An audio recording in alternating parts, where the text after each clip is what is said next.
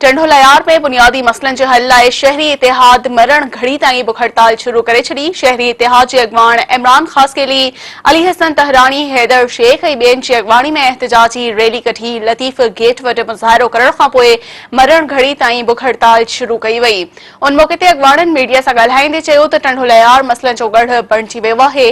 Road रस्ता नाकारा बणिजी विया आहिनि। सफ़ाई सुथराई जो निज़ाम बहितर न हुजण करे हर सिर्फ़ गंदगी जा ढेर लॻल आहिनि, जॾहिं त पीअण जो पाणी बि अणलभ थी वियो आहे।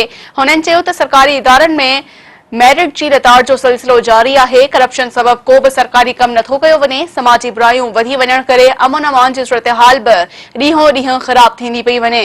आला अमलदारनि खे शिकायतूं कयूं आहिनि, पर जोगा उपाउ नथा वरिता वञनि। शहरी इतिहाद जे अॻवाननि जो चवणु हो त मजबूर थी मसइलनि जे हल लाइ मरण घड़ी ताईं बुख हड़ताल करे रहिया आहियूं। जेसिताईं बुनियादी मसइला हल न कया वेंदा, एहतिजाज जारी रहंदो।